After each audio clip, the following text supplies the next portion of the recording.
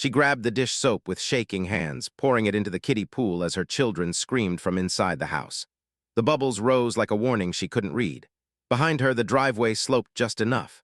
The car began to roll.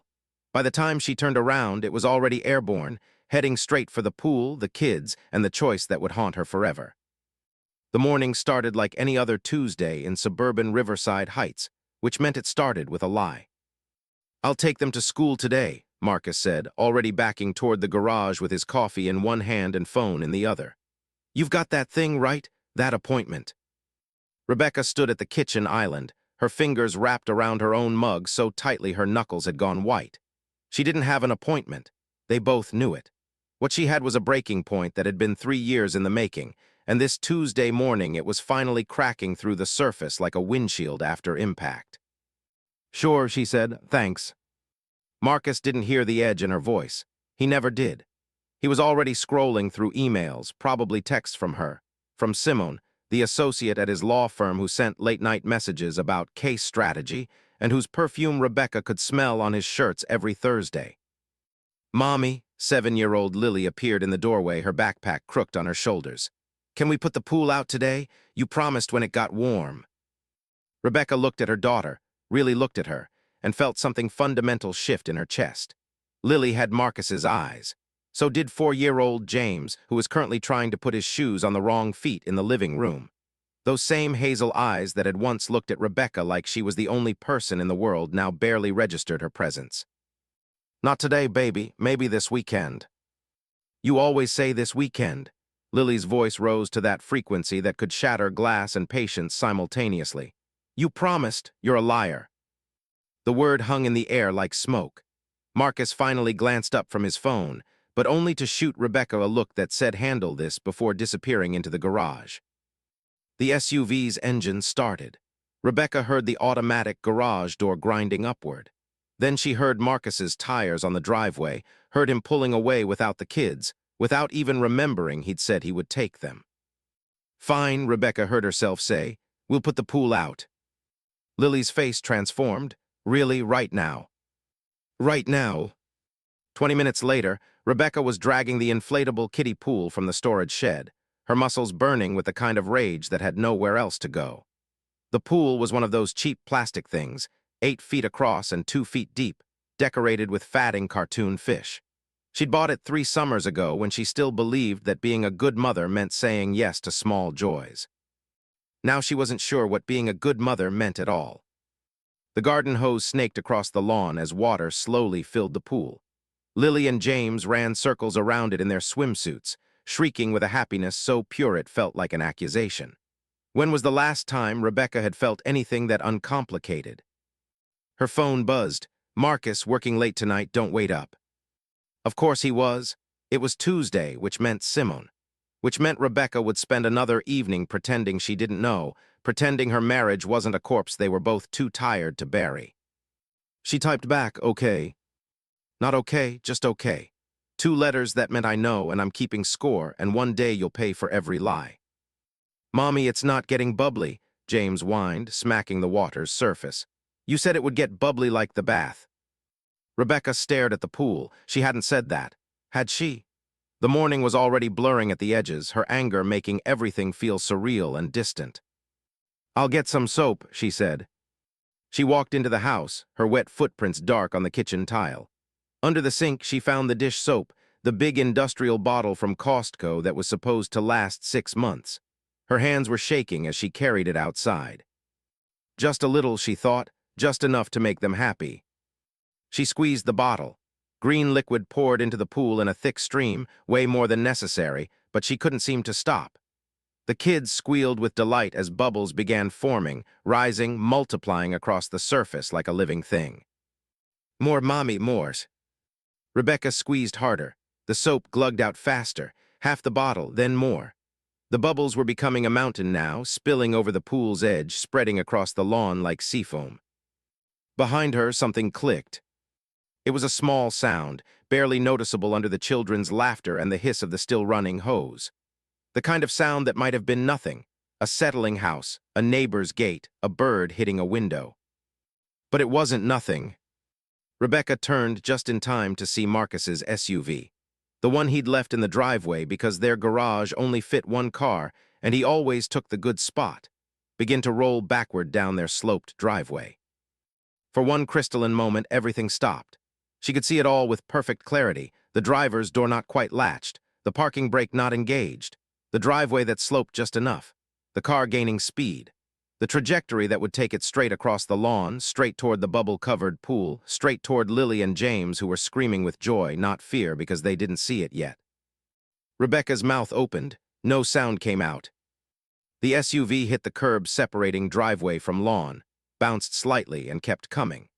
3,000 pounds of German engineering, rolling faster now, heading directly toward her children who were splashing in the water, oblivious, the bubbles so thick they couldn't see anything beyond their small world. Lily, James, run. Rebecca was moving before she finished screaming. Her feet slipped on the soap-slicked grass, but she didn't fall. She reached the pool in 3 strides, grabbed Lily by the arm, James by the back of his swimsuit, and pulled. They tumbled onto the lawn together, a tangle of wet limbs and confusion. The kids were crying now, scared by their mother's terror. Rebecca rolled, covering them with her body, waiting for the impact. The SUV hit the pool dead center.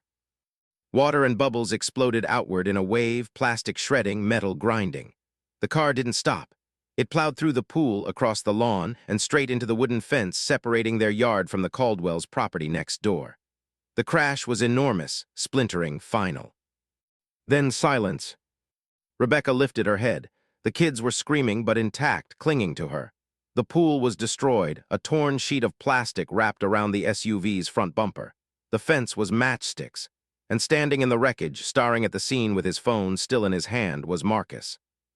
He must have realized he'd forgotten something. Come back, parked in the driveway without setting the brake, gone inside. Never known the car was rolling until he heard the crash. Their eyes met across the devastated lawn. In that moment, Rebecca saw something she'd never seen before in her husband's face. Genuine fear, not for himself, for what he'd almost lost, for what his carelessness had almost cost. And Rebecca realized, with a clarity that felt like ice water in her veins, that she finally had power. The police arrived within 10 minutes. 2 squad cars, lights flashing but no sirens, because in neighborhoods like Riverside Heights, sirens meant someone important might be inconvenienced. Officer Chen was young, maybe 26, with a notebook he kept flipping through like he couldn't remember how investigations worked. His partner, Officer Walsh, was older, with the kind of weathered face that suggested he'd seen actual problems and knew this wasn't one of them. "So you're saying," Chen consulted his notes, "that you left your vehicle in the driveway without engaging the parking brake, went inside, and it rolled approximately 40 feet, destroyed a children's pool, and crashed through your fence into the neighbor's property?" Marcus nodded. He'd put on his lawyer face, the one that admitted nothing while appearing cooperative. Rebecca had seen him wear it 1,000 times, usually while explaining why he'd miss another dinner, another recital, another promise. "That's correct, officer. Complete accident. Thank God no one was hurt." Walsh's eyes moved to Rebecca, who was sitting on the porch steps with Lily and James wrapped in towels, shivering despite the warm morning. His gaze lingered on her face, and she wondered what he saw there.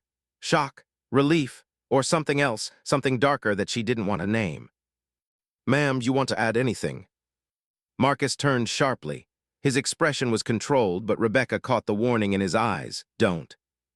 She thought about the dish soap, still lying on its side by the destroyed pool, half empty. Thought about how she'd been so focused on creating bubbles, on making her kids happy for 5 seconds, that she hadn't heard the car start moving, or maybe she had heard it. Maybe there had been a moment when she could have acted, should have acted, but her rage had made her slow. "No," she said quietly, "nothing to add." Walsh didn't look convinced, but he nodded. "We'll need to file a report. You'll want to call your insurance company, and your neighbor," he gestured to the Caldwells' damaged fence, "probably won't be thrilled." As if summoned, Gerald Caldwell appeared in his backyard, staring at the splintered wood with his hands on his hips. He was retired military, the kind of man who mowed his lawn in diagonal patterns and reported kids for sidewalk chalk. His face was turning the color of a ripe plum. "Marcus," Gerald's voice could have stripped paint, "what in the hell happened to my fence?" Marcus immediately shifted into damage control mode, striding across the lawn with his hand extended. "Gerald, I'm so sorry. Complete accident. Of course I'll pay for repairs. In fact, I'll have someone out here by tomorrow too." "Tomorrow, there's a hole in my fence the size of your car. Do you know what that does to property values?" Rebecca watched them argue, watched Marcus deploy his practice charm, watched Gerald's anger slowly deflate under the promise of money and quick fixes. Everything in Marcus's world could be fixed with money. Everything except what was actually broken. "Mommy," Lily's voice was small, "is Daddy in trouble?" Yes, Rebecca thought. Yes, he should be. "No, baby, it was just an accident."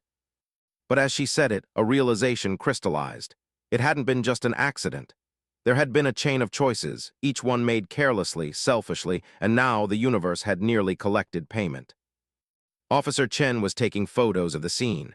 The destroyed pool, the tire tracks across the lawn, the SUV's front bumper dented and wrapped in shredded plastic. He crouched by the garden hose, still running, water pooling in the grass. This was on when the car hit. Rebecca nodded. "And you were putting soap in the pool." Her stomach tightened. The kids wanted bubbles. Chen wrote something down. Walsh stepped closer, his voice low. "Ma'am, I'm going to ask you something, and I need you to be honest. Was anyone in the car when it started rolling?" "No." "You're sure? Sometimes kids climb into vehicles." "I said no." Her voice came out harder than she intended. "My children were in the pool. I was with them the entire time." It wasn't quite true. There had been those few seconds when she'd gone inside for the soap. But the kids had been in the shallow water, safe, supervised enough. They hadn't been anywhere near the car. Walsh studied her face. "Okay, just had to ask." The officers finished their report and left. Gerald retreated to his house, still muttering about property values and neighborhood standards. Marcus made phone calls to their insurance company, to a fence contractor, to his office to say he'd be late. Rebecca carried the kids inside, away from the wreckage. She gave them lunch they didn't eat and turned on a movie they didn't watch. They kept asking questions she couldn't answer. Why did the car move? Why did the pool break? When would Daddy fix it? Soon, she kept saying, soon. But she didn't believe it. Some things couldn't be fixed. Marcus found her in the kitchen an hour later. He looked exhausted, his shirt untucked, his lawyer's armor showing cracks. He ran a hand through his hair. "God, Rebecca, if you hadn't grabbed them." "But I did." I know you did. Christ, I can't even think about." His voice broke, actual emotion. Rebecca couldn't remember the last time she'd heard it. "You left the parking brake off," she said flatly. "I know. You almost killed our children." "I know." He sat down heavily at the table. "I'll be more careful, I swear I'll." "Will you?" He looked up, confused by her tone. "What?" "Will you be more careful? Or will you just say you will, like you say you'll be home for dinner, like you say you'll take them to school, like you say you'll—" She stopped herself. This wasn't the conversation she'd planned to have today. Marcus's confusion shifted to something defensive. "Where is this coming from? I made a mistake, Beck. A terrible mistake, but it was an accident." "Was it?" The question hung between them like smoke. Marcus's face changed, shuttering closed. "What the hell is that supposed to mean?" Rebecca didn't answer. She couldn't explain the thought that had been growing in her mind since the moment the car hit the pool. What if it wasn't enough? What if the universe had tried to teach them something, and they were both too broken to learn? "Nothing," she finally said. "I'm just tired." Marcus stood, already reaching for his phone. "I need to get to the office. Will you be okay here?" "Sure." He paused at the doorway. "Hey, thank you for grabbing them. You saved them." Rebecca nodded. But as Marcus left, as she heard the garage door open and his rental car start because the SUV was undrivable, she thought about what he hadn't said. He hadn't said he loved her, hadn't asked if she was okay, hadn't acknowledged that his carelessness, his distraction, his endless pattern of putting himself first had nearly cost them everything. She walked to the living room window and looked out at the destroyed lawn. The bubble solution was still there, pooling in the grass, creating rainbows in the afternoon sun. The shredded pool, the tire tracks, the fence reduced to splinters. Evidence of destruction, but also evidence of something else. Rebecca pulled out her phone and took a photo, then another, and another. She documented everything, the scene, the damage, the precise trajectory the car had taken. She didn't know why yet, just knew that something had shifted, some equation had changed, and she needed to remember exactly how it happened. Her phone buzzed. Marcus already at the office. Love you, sorry again. She stared at the words. 2 years ago, they would have meant something. Now they were just sounds, empty as the soap bubbles dissolving on the lawn. Rebecca typed back, I know. Not I love you too, not it's okay, just I know. Because she did know. She knew about Simone, knew about the Thursday nights and the weekend conferences and the lies stacked so high they'd become architecture. She knew her marriage was dead, had known for months. But now she knew something else too. She knew exactly how far Marcus's carelessness could go, knew what he was capable of ignoring, and she knew, with a certainty that felt like gravity, that she was done being ignored. The afternoon sun caught the broken fence, casting long shadows across their yard. In the neighbor's property, Gerald Caldwell was measuring the damage, his face grim. He looked up, saw Rebecca watching, and his expression shifted to something that might have been pity. She turned away. She didn't want his pity, didn't want anyone's. What she wanted was something she hadn't felt in years, control. And as the sun continued its arc across the sky, as the evidence of Marcus's carelessness dried in the heat, Rebecca began to understand how to take it. The fence contractor arrived Wednesday morning at 7, which was obscene, but Marcus had probably paid extra for the early slot. Rebecca watched from the bedroom window as 3 men in work boots surveyed the damage, taking measurements and photos, their breath visible in the cool morning air. She hadn't slept. Every time she closed her eyes, she saw the SUV rolling toward the pool in slow motion, saw her children's faces, saw all the parallel timelines where she moved 1 second slower and everything ended differently. Coffee? Marcus appeared beside her, already dressed for work. He'd slept fine, apparently. 8 hours of untroubled rest while Rebecca counted seconds and calculated angles of impact. I'm good. He stood there awkwardly, like a stranger in his own bedroom. They'd barely spoken since yesterday. The kids had gone to bed early, exhausted by trauma and confusion. Rebecca and Marcus had eaten silent takeout at opposite ends of the table, then retreated to separate spaces, him to his home office, her to the living room couch. Now, in the morning light, the distance between them felt like a canyon. Insurance adjuster is coming this afternoon, Marcus said. I took the day off to handle it. Rebecca turned sharply. You took the day off. Well, yeah, this is important.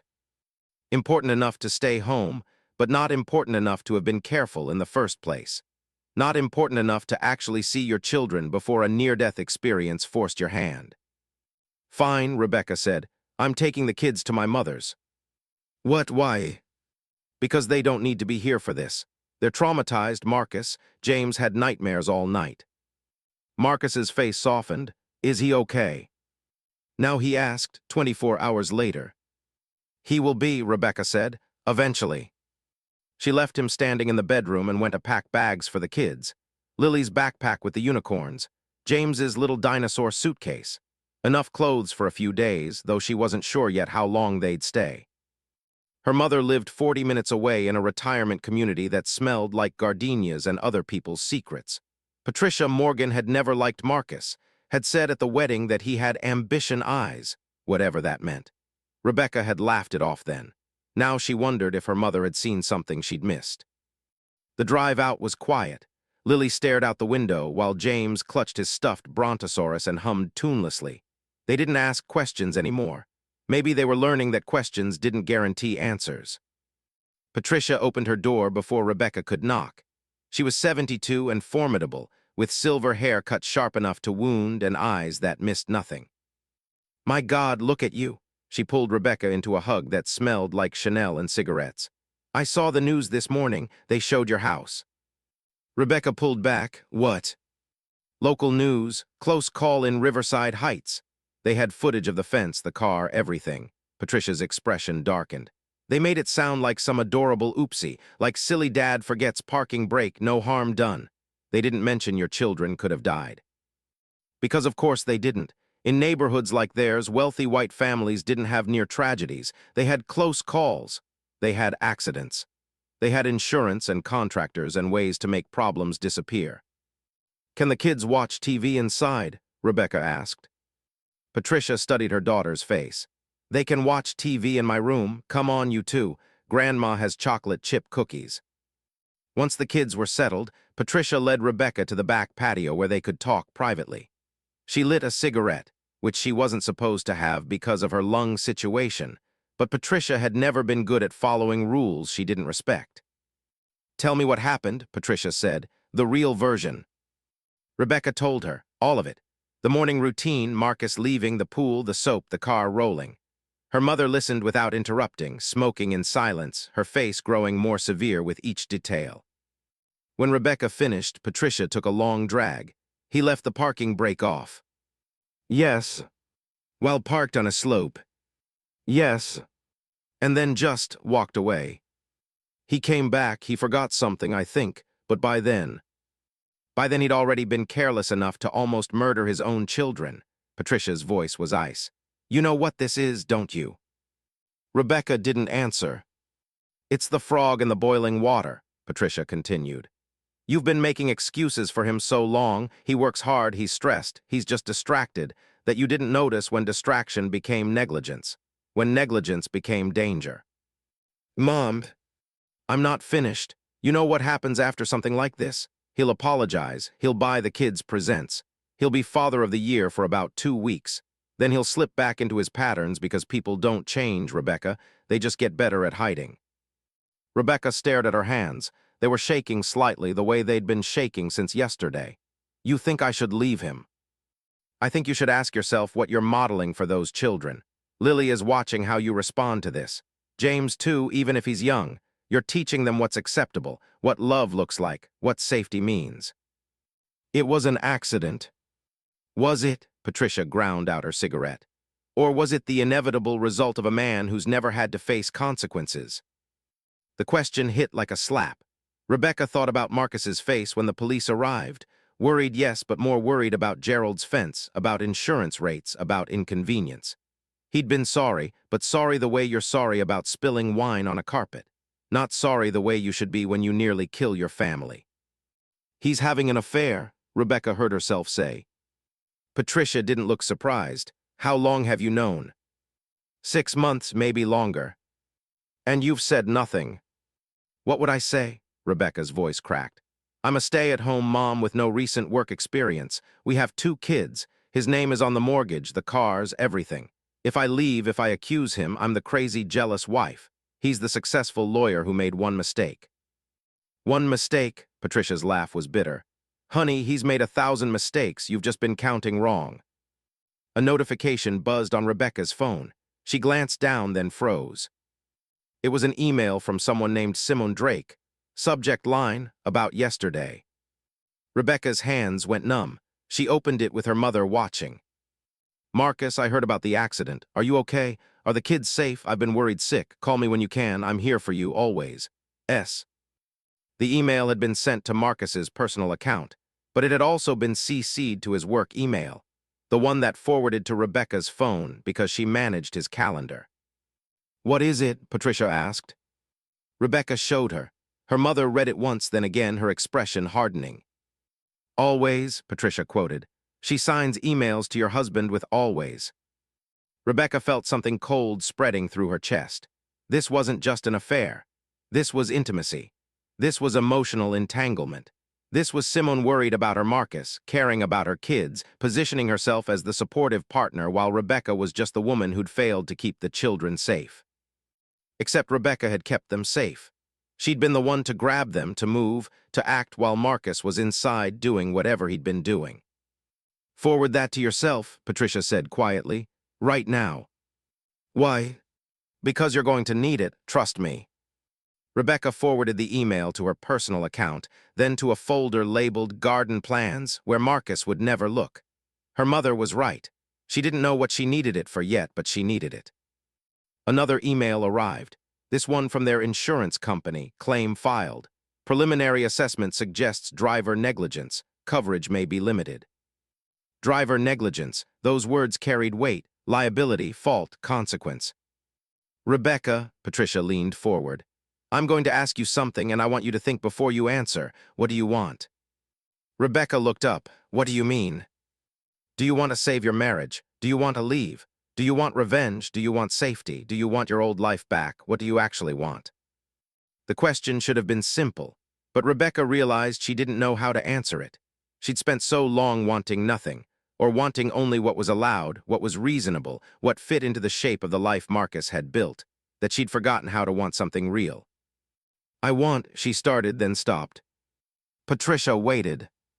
I want him to understand what he almost did, what he's been doing. I want him to feel it the way I feel it. Rebecca's voice was gaining strength. I want consequences. Her mother smiled. It wasn't a kind smile. Then let's make sure he gets them. They talked for another hour, drinking coffee that went cold, planning nothing and everything. By the time Rebecca headed back home, she had clarity she hadn't felt in years. Marcus was in the driveway when she pulled up, talking to the insurance adjuster. He waved, all smiles, like yesterday was already fatting into funny story territory. Rebecca waved back, but as she walked into the house, she pulled out her phone and opened a new document. At the top, she wrote, evidence. Then she began to list everything. The parking brake, the affair, the email from Simone, the news coverage, the pattern of negligence that had been building for 3 years. She was done being the woman who made excuses. It was time to be the woman who kept score. The invoice from the fence contractor arrived Friday morning, $8,400. Rebecca stared at the number, then at Marcus across the kitchen table, where he was eating yogurt and scrolling through his phone like this was any other morning. $8,000, she said, for a fence. Marcus glanced up. Gerald wanted premium materials, composite wood, decorative caps, the whole thing. I couldn't exactly say no after wrecking his property. His property, Rebecca repeated. What about our property? The lawn is destroyed. There are tire tracks gouged a foot deep. The pool is in pieces. We can get a new pool. The lawn will grow back. Marcus returned to his phone. It's handled, Beck. Can we move on? Move on? That was Marcus's favorite phrase. Move on from the missed recital. Move on from the forgotten anniversary. Move on from the affair he thought she didn't know about. Move on from the fact that he'd almost killed their children through sheer carelessness. No, Rebecca said, we can't move on. Marcus looked up again, this time with irritation creeping into his expression. What do you want me to say? I'm sorry. I've said it 100 times. Have you? Rebecca's voice was calm, which made it more frightening. Because sorry means acknowledging what you did. Sorry means changing behavior. Sorry means understanding that your actions have consequences. Jesus Christ, it was an accident. It was negligence. Rebecca stood, holding the invoice.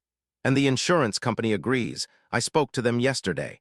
They're classifying it as driver error, which means our premiums are going up 20%, which means for the next 3 years we'll be paying an extra $4,000 annually because you couldn't be bothered to engage a parking brake. Marcus's face flushed. You called the insurance company. I'm on the policy, Marcus. I have every right to call them. Without telling me first. Like you tell me things first. The words came out before Rebecca could stop them. Like you told me you'd be working late with Simone last Thursday, or the Thursday before that, or the dozen other Thursdays this year. The kitchen went silent. Marcus's expression shifted through several stages. Confusion, realization, then something Rebecca couldn't quite name. Calculation, maybe. Trying to figure out how much she knew and how long she'd known it. I don't know what you think is happening, he started carefully, but Simone is a colleague. We work together, that's all. Rebecca laughed. It was not a happy sound. Right, colleagues who email each other always and worry about each other's families, very professional. Marcus's jaw tightened. You've been reading my emails. They forward to my phone. For your calendar, remember. You set it up yourself 2 years ago when you were too busy to manage your own schedule. She watched him realize his mistake. He'd forgotten about the forwarding. Had gotten so comfortable with his lies that he'd stopped checking what evidence he was leaving behind. Beck, listen, he stood, reaching for her hand. She stepped back. Don't, we're not doing this right now. Doing what? Talking. You're the one who brought it up. Because I'm tired of pretending, Rebecca's voice rose. I'm tired of pretending your accidents are accidents. I'm tired of pretending you're just busy, just distracted, just stressed. You're selfish, Marcus. You've always been selfish. But I made excuses because I loved you and because making excuses was easier than facing the truth. Which is what? Marcus's voice had gone cold. That you don't actually care about us. Not really. You care about your career, your reputation, your— She couldn't say Simone's name again. Your life that doesn't include us except as accessories. We're the perfect family in the perfect house that you barely live in. Marcus stared at her like she'd grown a second head. That's not fair. I work hard to provide for this family. No, you work hard to avoid this family. And Tuesday, your avoidance nearly killed our children. That's not— Marcus stopped, ran his hands through his hair. You're upset, I get it, but you're not thinking clearly. Maybe you should talk to someone, a therapist or— Don't— Rebecca's voice dropped to something dangerous. Don't you dare gaslight me. I am thinking clearly, more clearly than I have in years. She walked past him toward the stairs, then paused. The kids are staying at my mother's for the rest of the week. I think you should stay somewhere else too. What? You heard me. I need space. I need time to think without you hovering around, waiting for me to forgive you so we can move on and pretend this never happened. Marcus's expression shifted to panic. You're throwing me out of my own house. It's our house, and I'm not throwing you out. I'm asking you to leave temporarily while I figure out what to do. What to do about what? Rebecca met his eyes. About whether I want to stay married to a man who's fucking his paralegal and nearly killed his kids in the same week. The words hung in the air like a detonation. Marcus's face went through several colors before settling on ash gray. She's an associate, not a paralegal, he said quietly. Rebecca almost laughed again. Of all the things to correct, of all the details that mattered to him. Get out, Marcus. Beck, get out. Her scream rattled the windows. Upstairs, something fell, probably a picture frame in the hallway. The house felt like it was shaking, or maybe that was just Rebecca, all the rage she'd been swallowing for 3 years finally erupting. Marcus grabbed his keys from the counter, grabbed his laptop bag from the home office. At the door, he turned back. You'll regret this. Maybe, Rebecca said, but at least I'll have the chance to find out. He left, the door closed, the house went silent. Rebecca stood in the kitchen, her heart hammering, her hands shaking, her whole body vibrating with adrenaline and terror and something that felt dangerously close to freedom. Then she pulled out her phone and called her mother. He's gone, she said when Patricia answered. Good, now comes the hard part. Which is? Figuring out who you are without him. Rebecca walked to the window and looked out at the destroyed lawn. The fence was half rebuilt, the new wood stark and pale against the weathered sections. The tire tracks were still visible, dark scars in the grass, evidence of destruction, but also evidence of survival. Her phone buzzed, a text from Marcus. This is insane, you're throwing away our marriage over an accident. She typed back, I'm not throwing away anything you hadn't already destroyed. Then she blocked his number. Over the next 3 days, Rebecca existed in a strange liminal space. She cleaned the house top to bottom, scrubbing away years of accumulated avoidance. She went through Marcus's home office, not snooping exactly, just inventorying. She found receipts for dinners she'd never attended, hotel rooms she'd never slept in, jewelry she'd never received. She photographed everything, forwarded everything to her garden plans folder, built her case like she was preparing for trial because maybe she was. On Sunday, Gerald Caldwell appeared at her door with a bottle of wine and an uncomfortable expression. Saw Marcus loading up his car yesterday, Gerald said. Wanted to check if you're okay. Rebecca invited him in, which surprised them both. They'd never been more than nodding acquaintances. But something about the fence, about the shared destruction, had created an unexpected bond. I'm managing, Rebecca said. Gerald nodded. Listen, I don't know what's going on between you two, and it's none of my business, but I wanted you to know when the cops came, Officer Walsh asked me some questions about Marcus, about whether I'd seen anything. Off. Rebecca's attention sharpened. What did you tell him? The truth, that I've seen Marcus come home at odd hours, that his car's been gone overnight sometimes, that I've heard arguments. Gerald looked uncomfortable. Again, not my business, but Walsh seemed interested, asked if I'd be willing to make a statement if needed. A statement for what? Custody proceedings, I guess, or divorce.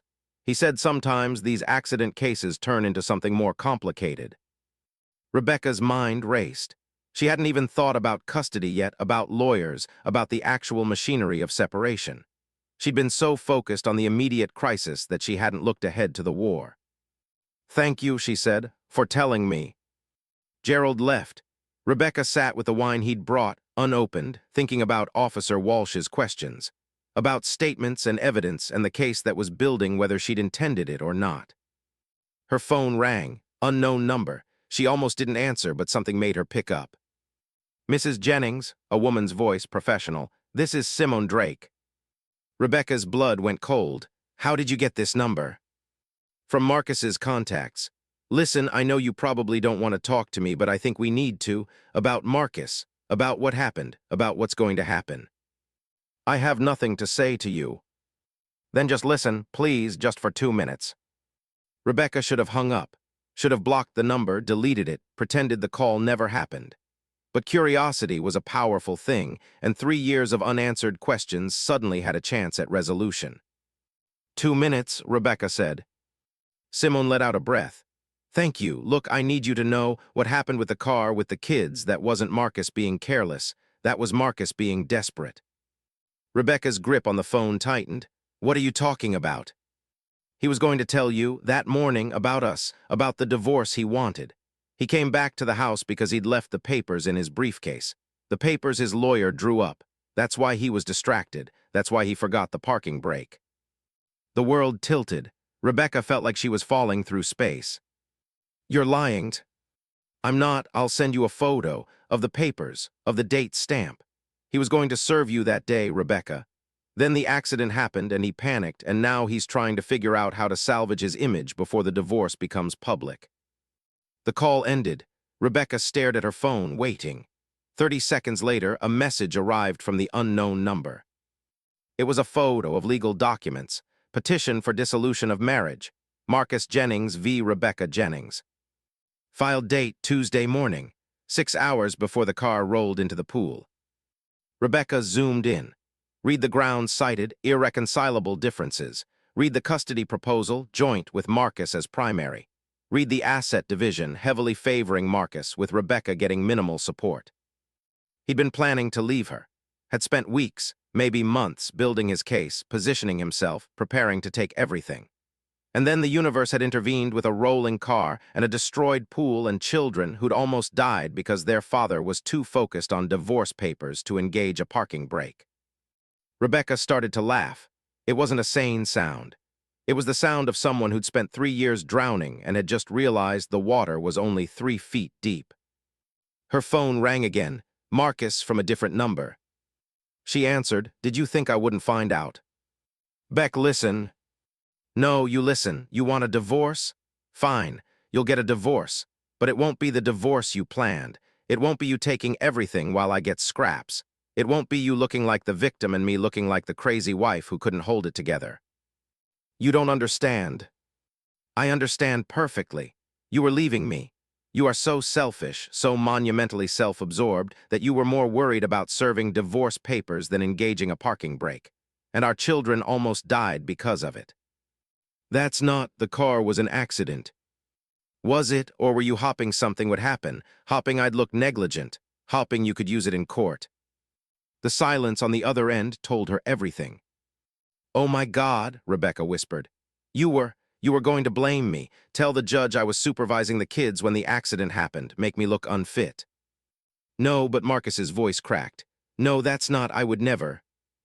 Rebecca hung up. Her hands were steady now, her vision was clear. She opened her laptop and created a new document. At the top, she wrote, "Counterpetition." Then she began to type. Everything, the affair, the negligence, the pattern of abandonment, the near tragedy that could have been prevented. The divorce papers filed hours before the accident, the plan to paint her as unfit. She worked through the night, building her case, constructing her defense, preparing for the war Marcus had started, but she would finish. By dawn, she had 50 pages. By noon, she had a lawyer. By evening, Marcus had a countersuit that would destroy everything he'd spent 3 years trying to build. The fence in the backyard was almost complete now. New wood, strong wood built to withstand impact. Rebecca stood at the window, watching the last boards go up, and thought about boundaries. How they're built, how they're maintained, how they're tested, and what happens when someone finally decides to stop pretending they were never necessary in the first place. Part 5. The courtroom was smaller than Rebecca had imagined. Pale wood, fluorescent lighting, and a gallery that held maybe 30 people, though only 7 were present. Rebecca, Marcus, their lawyers, Judge Patricia Reeves, no relation to Rebecca's mother, which was probably for the best, a court reporter, and Officer Walsh, who'd been subpoenaed as a witness. And in the back row, barely visible behind a pillar, Gerald Caldwell and Patricia Morgan, sitting together like mismatched sentinels. 6 weeks had passed since the car rolled into the pool. 6 weeks of depositions, discovery, and a media circus that had turned their private tragedy into public spectacle. The local news had picked up the story, spinning it as divorce drama. Was driveway accident actually attempted murder? It wasn't. Rebecca knew that. But the speculation had done its work, tarnishing Marcus's reputation at his law firm, putting his custody claims under a microscope, and transforming him from sympathetic almost victim to suspicious potential villain. Marcus's lawyer, David Kessler, was expensive and vicious. He wore a suit that cost more than Rebecca's first car and had a smile that suggested he enjoyed watching people suffer. Rebecca's lawyer, by contrast, was a tired-looking woman named Jennifer who'd taken the case for half her usual rate after reading about it in the newspaper. "I have daughters," she'd said during their first meeting. "This could have been them." Now Jennifer stood and addressed the judge. "Your Honor, this hearing is to address the custody arrangement and asset division in the dissolution of the Jennings marriage. We believe the evidence will show a pattern of negligence, abandonment, and extramarital conduct that makes joint custody not only inadvisable but dangerous." Kessler rose. "Your Honor, my client made one mistake, a mechanical error that resulted in property damage, but thankfully no injuries.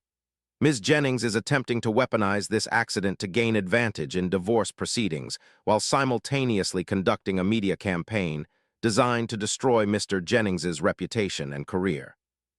Judge Reeves was in her 60s, with gray hair and an expression that suggested she'd heard every lie in the world at least twice. "I've reviewed the filings. Mr. Kessler, let's start with the timeline. Your client filed for divorce on the morning of April 16th. "Yes, Your Honor." "And the accident occurred approximately 4 hours later." "Yes." "And Mr. Jennings returned to the marital home between filing and the accident to retrieve his briefcase containing said divorce papers." Kessler hesitated. "That's correct." "Which means he parked his vehicle in the driveway, left it running or improperly secured, and went inside, during which time the vehicle rolled down the slope and destroyed property, and nearly struck his children." "The vehicle was not left running, Your Honor. The parking brake was inadvertently not engaged."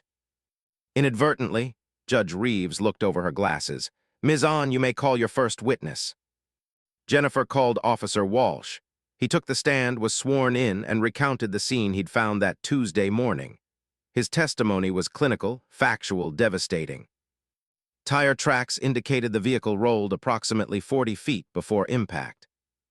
Children were in the pool at the time, approximately 6 feet from the vehicle's path. Mr. Jennings appeared more concerned with property damage than with his children's well-being. Kessler cross-examined aggressively. "Officer Walsh, did you actually witness Mr. Jennings showing more concern for property than for his children?" "I witnessed him spending 15 minutes negotiating fence repairs with his neighbor while his children sat on the porch, still wet and crying." "But you didn't hear him express lack of concern?" "I didn't hear him ask his wife if she was okay, or thank her for saving their lives, so no, I didn't hear him express concern." Jennifer called Gerald Caldwell next. Gerald was uncomfortable in a suit, kept pulling at his collar, but his testimony was solid. Late-night arrivals, overnight absences, arguments heard through the fence. A pattern of someone not present in his own life. Then Jennifer called Simone Drake. The courtroom tension ratcheted up several notches. Simone was younger than Rebecca had imagined, maybe 30, with perfect hair and an expression of practiced remorse. She was here under subpoena and clearly didn't want to be. "Ms. Drake, what is your relationship with Marcus Jennings?" Simone glanced at Marcus, who was staring at the table. We were involved romantically." "For how long?" "About 8 months." Rebecca felt the number like a punch. 8 months. not 6 like she'd thought. 8 months of lies, of Thursdays, of stolen time that Marcus had claimed belonged to his career. And were you aware Mr. Jennings was married during this time? Yes. Did he discuss his marriage with you? Objection, Kessler said. Spousal privilege. Doesn't apply to third parties, Your Honor, Jennifer countered. Judge Reeves nodded. Overruled. Ms. Drake, please answer. Simone shifted uncomfortably. He said his marriage was over, that they were staying together for the kids, but that he and Rebecca hadn't been intimate in over a year, that she was depressed, unstable, not coping well with parenting. Rebecca's hands clenched. Every word was a lie, but a strategic one. Marcus had been building his narrative, painting her as the failing partner so his affair looked like a reasonable escape. And did Mr. Jennings discuss custody arrangements with you? Yes, he said he would seek primary custody because Rebecca wasn't equipped to handle the children full-time, despite the fact that she'd been their primary caregiver for 7 years. That's what he said. Jennifer, let that sit. Ms. Drake, did Mr. Jennings tell you why he was returning home on the morning of April 16th? To get his briefcase. He'd left the divorce papers inside. And did he express any concern about his children's safety when he left his vehicle unattended? No, he was in a hurry. He was stressed about the filing, about timing it right. He didn't mention, Simone's voice cracked. I didn't know the kids were home. He'd said they'd be at school. But they weren't at school, were they, Ms. Drake? No, because Mr. Jennings had promised to take them but forgot. Isn't that correct? Objection, Kessler was on his feet. Speculation. I'll rephrase, Jennifer said. Ms. Drake, did Mr. Jennings tell you he'd forgotten to take his children to school that morning? Simone looked miserable. Yes, he called me from the house, said he'd screwed up, forgotten the kids. Rebecca was handling it but was angry. He was upset because it might hurt his custody case if it came out. The courtroom was silent. Judge Reeves was writing notes, her expression unreadable. Jennifer continued. So to be clear, on the morning Mr. Jennings filed for divorce, seeking primary custody based on claims his wife was an unfit mother, he himself forgot to take his children to school, left his vehicle unsecured on a slope, and returned to retrieve divorce papers while said children were playing in the yard, resulting in a near-fatal accident. Is that accurate? Objection, Kessler's voice was sharp. Counsel is testifying. Sustained, Judge Reeves said. Ms. On, rein it in. But the damage was done. The pattern was clear. Marcus hadn't been the wronged husband seeking custody of children endangered by a negligent mother. He'd been the negligent parent, so focused on his own desires that he'd literally almost killed the children he claimed to want custody of. Jennifer excused Simone and turned to the judge. Your Honor, we'd like to call Rebecca Jennings. Rebecca took the stand, her heart hammering. She'd prepared for this, rehearsed with Jennifer a dozen times. But sitting here with Marcus 10 feet away and the weight of the law bearing down, she felt exposed in ways she hadn't anticipated. Jennifer walked her through it. The marriage, the slow erosion, the pattern of absence and lies, the morning of the accident in excruciating detail, the pool, the soap, the moment she heard the car, the split-second decision to grab her children. What was going through your mind in that moment? Jennifer asked. Rebecca looked at Marcus. He was pale, wouldn't meet her eyes. That I was going to lose them, Rebecca said. That his carelessness was finally going to cost more than I could pay. That I'd spent 3 years making excuses for a man who'd stopped caring about anyone but himself, and now my children would die because I'd been too weak to leave. The courtroom was silent. But you didn't lose them, Jennifer said gently. No, I grabbed them. I moved. I did what needed doing because that's what I've always done. I've been the safety net while Marcus walked the tightrope and I was done watching him fall. Kessler's cross-examination was brutal. He painted Rebecca as bitter, vindictive, using the accident to wage a custody war. He brought up her mother's influence, suggested Rebecca was being manipulated. He questioned her mental state, her parenting, her motivations. Rebecca held firm. For every attack, she had an answer. For every insinuation, she had evidence. The emails, the receipts, the timeline, the pattern. When she stepped down, she felt wrung out but solid.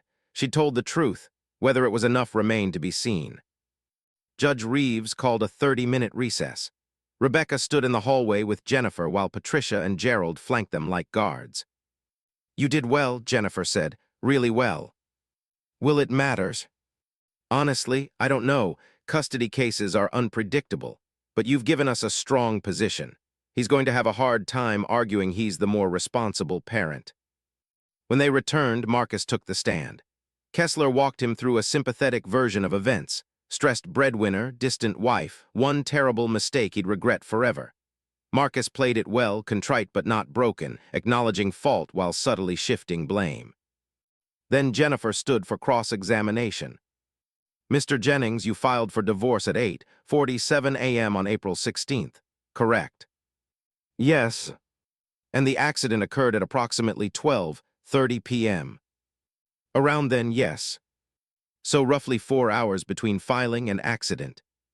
Yes. In those 4 hours, did you contact your wife to inform her you'd filed for divorce? Marcus hesitated. No. Did you make arrangements for the children's care during this transition? I was going to. Yes or no, Mr. Jennings? No. Did you consider how serving divorce papers on the same day as a near-fatal accident might be perceived? I didn't serve them that day, obviously. No, you didn't, because the accident interrupted your plans. But had the accident not occurred, you would have served your wife with divorce papers while your children were present in the home. Correct. That wasn't the plan. What was the plan, Mr. Jennings? Marcus floundered. He'd clearly expected sympathy, not interrogation. I was going to wait until evening, after the kids were in bed. So you were going to return home, have dinner with your family, tuck your children in, and then inform your wife you were divorcing her and seeking primary custody, all while conducting an affair with your coworker. Objection, Kessler was standing. Relevance. Goes to character, Your Honor, Jennifer said. Mr. Jennings is asking this court to trust him with primary custody despite a pattern of deception and negligence. I'll allow it, Judge Reeves said. Mr. Jennings, answer the question. Marcus's jaw tightened. Yes, that was the plan. And you see nothing wrong with that approach. I was trying to minimize trauma. By surprising your wife with divorce papers the same day you almost killed your children, Jennifer's voice was sharp. That was your idea of minimizing trauma. The accident was an accident. Was it? Jennifer pulled out a document. Your Honor, I'd like to enter into evidence a text message exchange between Mr. Jennings and Ms. Drake from the morning of April 16th. She projected it on the courtroom screen. Marcus's text to Simone. This is it, serving papers today, finally getting out. Nervous about how she'll react, might get ugly. If she makes a scene, could work in our favor, show she's unstable. The courtroom erupted. Kessler was objecting loudly. Judge Reeves was banging her gavel. But the words were there, undeniable, showing Marcus's mindset. He'd been hopping for a confrontation. Hopping Rebecca would lose control. Hopping to manufacture evidence of instability. And then the car had rolled, and he'd gotten something better than a scene. He'd gotten a genuine accident he could potentially twist. Except Rebecca had saved the children, had acted while Marcus was inside, oblivious, had been the parent who mattered in the moment that counted. Jennifer pressed forward. Mr. Jennings, were you hopping the accident would support your custody claims? No, of course not. But you did discuss using it in proceedings, didn't you? Marcus went pale. That's not. Jennifer produced another document. Phone records showing a call from Marcus to his lawyer 40 minutes after the accident. A call that lasted 18 minutes. What did you discuss in that call, Mr. Jennings? Legal strategy. Specifically about how the accident might impact custody. I was upset. I wasn't thinking clearly. You were thinking clearly enough to call your divorce attorney before checking on your children's emotional well-being, before ensuring your wife was okay after saving their lives. Marcus had no answer. Jennifer returned to her seat. The courtroom felt charged, electric. Judge Reeves was making notes, her expression severe. Closing arguments were brief. Kessler tried to salvage Marcus's image, painting the accident as a tragic mistake and Rebecca as opportunistic. Jennifer simply pointed to the evidence. Pattern of neglect, extramarital affair, strategic deception, and a man who'd prioritized divorce proceedings over his children's safety. Judge Reeves called another recess to review the evidence. When they returned an hour later, her decision was ready. "I've presided over hundreds of custody cases," she began, "and I've learned that the truth usually lives in the details. In this case, the details paint a disturbing picture of a parent who views his children as assets in a divorce rather than individuals deserving protection." Marcus's face drained of color. "Mr. Jennings, your negligence on April 16th was not a mere accident. It was the culmination of years of deprioritizing your family. The fact that you filed for divorce, sought primary custody, and then left your vehicle unsecured while your children played nearby demonstrates a fundamental lack of judgment and care." Judge Reeves turned to Rebecca. "Ms. Jennings, you acted heroically in protecting your children. More importantly, you've demonstrated consistent, stable parenting over 7 years. The court finds no evidence supporting Mr. Jennings's claims of instability or unfitness." Rebecca felt her mother's hand squeeze her shoulder from the gallery. "Therefore, the court grants physical custody to Rebecca Jennings, with supervised visitation for Marcus Jennings, until such time as he completes parenting classes and demonstrates consistent, responsible behavior. Asset division will favor Ms. Jennings in recognition of her 7 years as primary caregiver and the career opportunities she sacrificed." The gavel came down. Marcus stood, his lawyer already guiding him toward the exit. But at the door, he turned back, looked at Rebecca with an expression she couldn't read, regret, maybe, or recognition that he'd finally faced consequences he couldn't charm his way out of. Then he was gone. Rebecca stood in the emptying courtroom, Jennifer beside her, Patricia and Gerald approaching with something that looked like pride. "You did it," Jennifer said. "You actually did it." But Rebecca didn't feel victorious. She felt exhausted, wrung out, like she'd survived something that should have killed her but left scars she'd carry forever. Outside, the late afternoon sun was bright. The courthouse steps were concrete and solid beneath her feet. Rebecca pulled out her phone and looked at the photos she'd taken 6 weeks ago, the destroyed pool, the tire tracks, the shattered fence. Evidence of destruction, but also evidence that she'd survived. Her phone buzzed. A text from Lily sent from Patricia's phone, "Is Daddy coming home?" Rebecca typed back, "Not today, but we're okay. I promise we're okay." And for the first time in 3 years, it wasn't a lie. She got in her car and drove back to Riverside Heights. The house looked different now, smaller, maybe, or just emptier. The new fence stood strong in the backyard. The lawn had started growing back, green shoots covering the tire tracks like scar tissue. Rebecca walked out to where the pool had been. The grass was still uneven, still showed signs of trauma, but it was healing. She stood there as the sun set, thinking about consequences and justice and the strange mathematics of survival. Marcus had spent years being careless with people's lives, and the universe had finally sent him a bill he couldn't ignore. Sometimes karma wasn't immediate.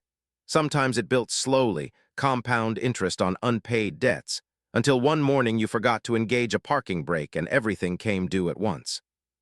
Rebecca's phone rang, unknown number. She almost didn't answer, but old habits died hard. "Hello? Mrs. Jennings, this is Channel 7 News. We're doing a follow-up story on your custody case and wondered if you'd like to comment." Rebecca hung up. She was done being a story, done being a lesson, done being anything except what she was, a woman who'd grabbed her children and moved when it mattered most. The fence cast long shadows across the yard as night fell. Strong shadows, solid shadows, the kind that came from boundaries properly built and firmly held. Rebecca went inside, locked the door, and began the rest of her life.